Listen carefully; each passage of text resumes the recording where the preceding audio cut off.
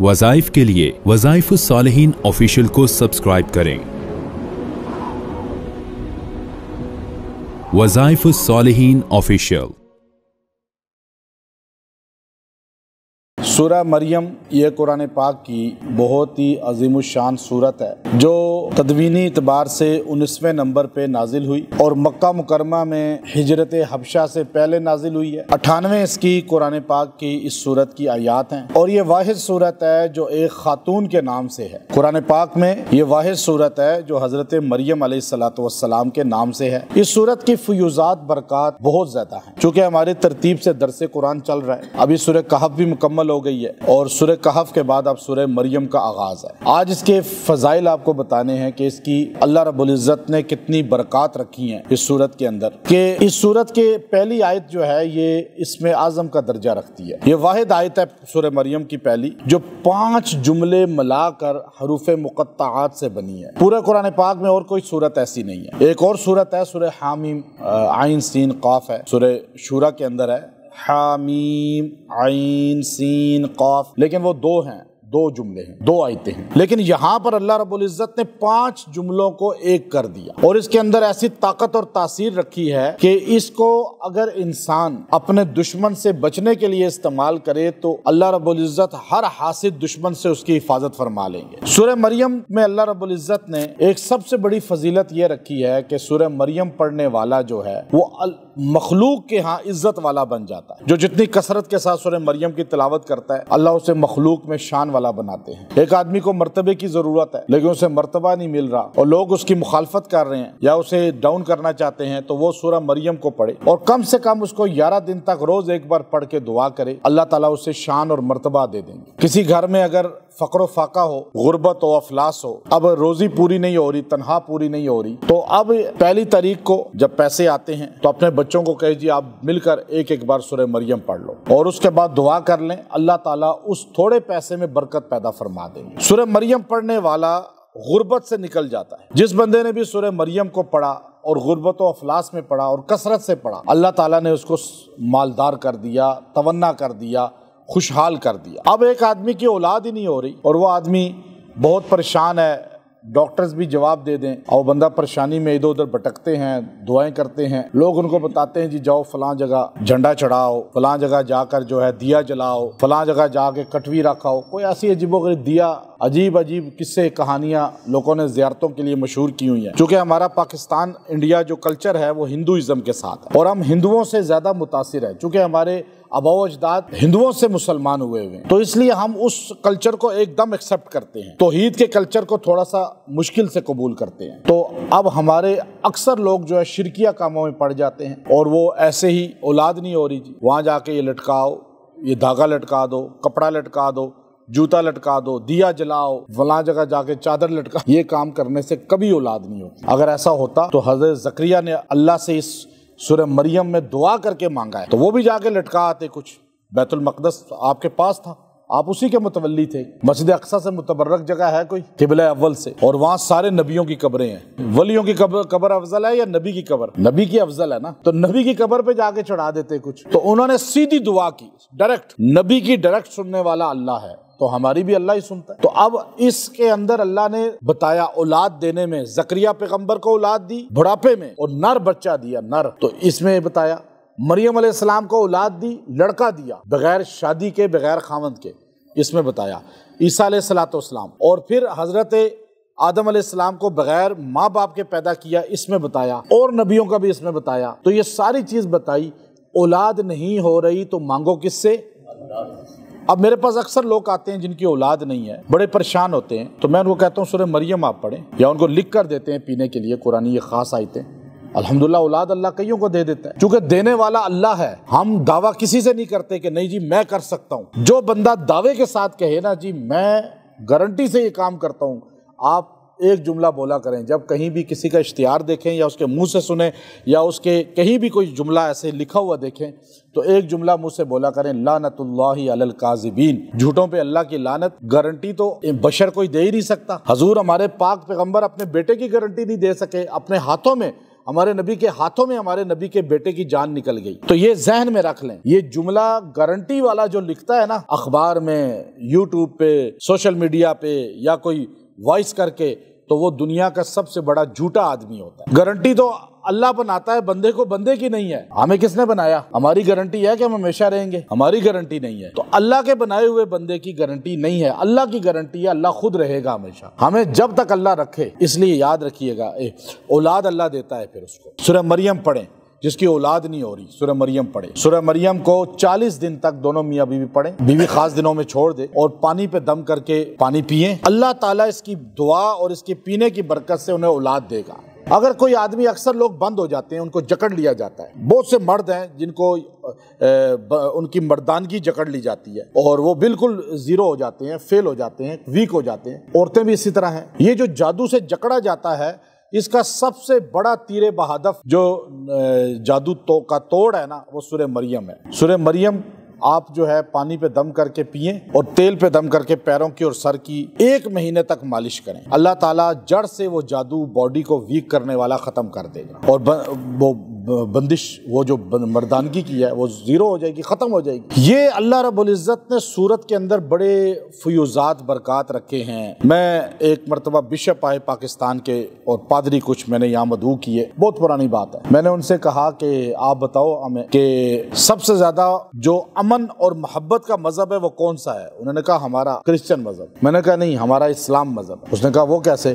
میں نے کہا آپ انجیل کھول لیں، انجیل کے اندر آپ ہمارے نبی کی شان کو چھپا رہے ہیں، وہ کتابیں بین کر دیتے ہیں۔ برنباس انجیل پر آپ نے بین کر دی کہ اس میں نبی صلی اللہ علیہ وسلم کی عظمت ہے، شان ہے، صحابہ کی، اہل بیت کی، لیکن ہم یہ قرآن ہے، پوری دنیا میں کہیں بھی آپ چلے جائیں اور قرآن پاک آپ کھولیں، مریم سورت آپ کو ملے گی۔ نبی عیسیٰ ہیں جن کو عیسائی مانتے ہیں، اور ماں ہیں عیسیٰ علیہ السلام کی، اور دنیا عیسائیت مریم علیہ السلام کو خدا کہتی ہے، اور بے شک ان کا عقیدہ شرک پر ہے کہ وہ خدا کہتے ہیں، لیکن مریم ان کے نبی کی ماں ہے اور ہمارے نبی کی اوپر نازل ہونے والی کتاب میں ان کا نام ہے۔ اگر ہم تعصب والے ہوتے مسلمان تو ہم مریم سورت کاٹ دیتے، ہم کہتے نہیں، اس کا نام تو آمنہ سورت رکھیں گے، فاطمہ سورت رکھیں گے، چونکہ ہمارے نبی کی بیٹی فاطمہ ہے، ہمیں ان سے عقیدت ہے، ہمارے نبی کی والدہ آمنہ ہے، ہمیں ان سے عقیدت ہے، لیکن ہم نے مریم سورت نہیں ہٹائی، بلکہ مریم ہی قیامت تک رہے گی، ہر مسجد میں، مدرسے میں، ہر دنیا کے خطے میں، یہاں تک کہ ہر حافظ کے سینے میں جب بھی کہا جائے گا سناؤ کاف ہا یا عین صاد، یہ سورت کون سی ہے، تو وہ کیا کہے گا؟ سورہ مریم۔ اب ہم اگر ہوتے تعصب والے، ہمارا دل ہوتا تنگ مسلمانوں کا، تو ہم تمہارے نبی کی ماں کا نام قرآن پاک سے مٹا دیتے، بلکہ ہمارا نبی پر اترا قرآن، دیکھیں ہمارے نبی کی ماں بھی پاک ہے، ہمارے نبی کی بیٹی بھی پاک ہے، ہمارے نبی کی بیٹیاں بھی پاک ہیں، ہمارے نبی کی بیویاں بھی پاک ہیں، پاک تو بہت سی خواتین ہیں ہمارے نبی کے گھرانے کی، ساری پاک ہیں، لیکن کسی خاتون کا نام قرآن میں نہیں آیا۔ حضرت فاطمہ کا نام نہیں ہے قرآن میں، حضرت خدیجہ کا نہیں ہے، حضرت حفصہ کا نہیں ہے، حضرت عائشہ کا نہیں ہے، حالانکہ یہ جنتی عورتیں ہیں، ہماری مائیں ہیں، لیکن قرآن پاک میں نبی پر اترا قرآن، اور 30 مرتبہ 30 ٹائم ہمارے نبی پر اترنے والے قرآن میں بی بی مریم کا نام آیا، حضرت مریم علیہ السلام کا،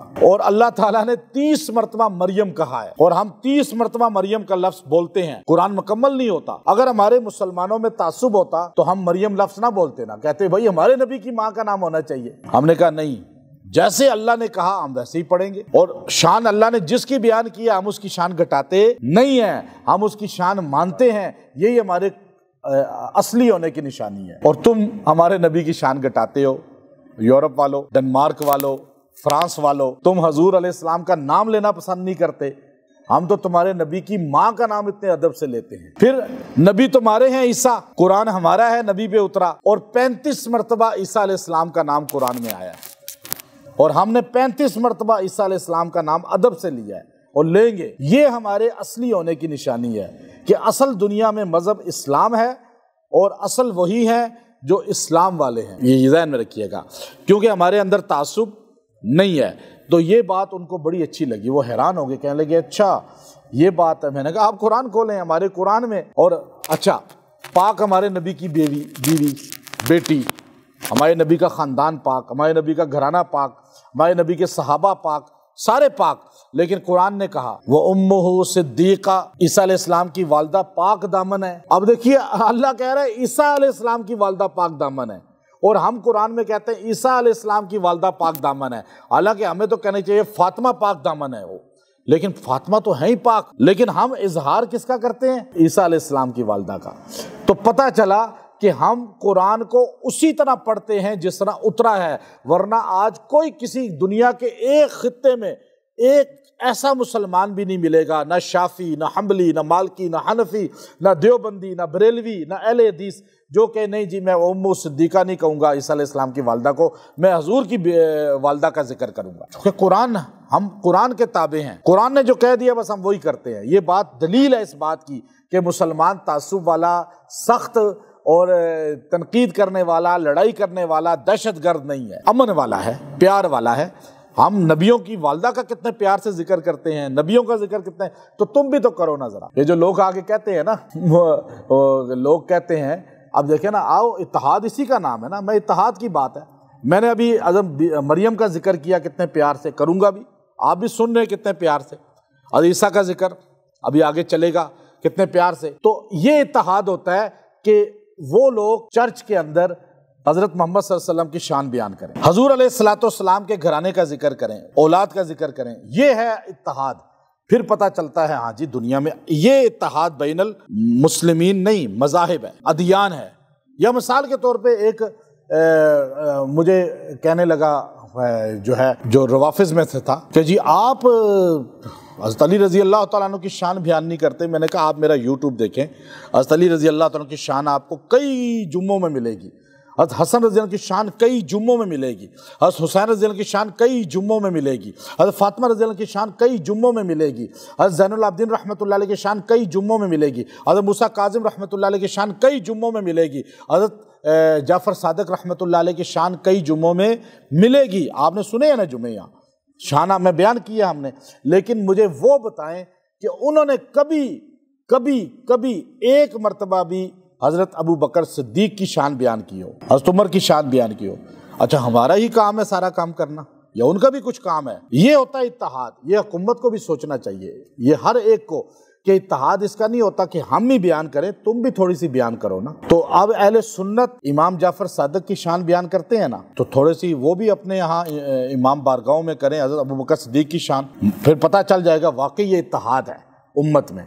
اب یہاں یہ دیکھیے حضرت مریم علیہ السلام کا ذکر، اور اس کی ایک آخری میں آپ کو چیز بتاؤں کہ حضرت مریم علیہ السلام کو اللہ تعالیٰ نے امہ صدیقہ کہا قرآن میں۔ مولانا قاسم نانوتوی رحمۃ اللہ علیہ سے ایک پادری مناظر آ گیا، اس نے کہا کہ دیکھو آپ کی ماں کو تو قرآن نے پاک دامن کہا ہی نہیں، نبی کی ماں کو، ہمارے نبی کی ماں کو تو قرآن نے کہا پاک دامن ہے، تو ہمارے نبی کی ماں تمہارے نبی کی ماں سے افضل ہوئی۔ تو مولانا قاسم نانوتوی رحمۃ اللہ علیہ نے فرمایا کہ تجھے سمجھ ہی نہیں آئی، یہ جو اس میں کہا گیا وہ امہ صدیقہ، پیچھے پورا جملہ پڑھ، یہودیوں نے کہا تھا کہ مریم علیہ السلام کیا بغیر شادی کے بیٹا کیسا ہو گیا، یہ پاک دامن نہیں ہے، تو اللہ نے عرش سے ان کی گواہی قرآن میں دی، چونکہ عیسیٰ علیہ السلام تو جا چکے تھے، اب انجیل تو ختم ہو گئی تھی، اللہ نے قرآن میں ان کی گواہی دی کہ مریم علیہ السلام پاک دامن ہے۔ میں اللہ کہہ رہا ہوں، ہمارے نبی کی ماں حضرت آمنہ پہ تو کسی کو شک ہی نہیں ہوا کہ ان کی ایسے اللہ جو ہے برات بیان کرتا۔ تو اس لیے یاد رکھیں سورہ مریم جو ہے یہ ان چیزوں کے لیے بہت تیر بہدف ہے، اللہ نے اس کے اندر طاقت و تاثیر رکھی ہے۔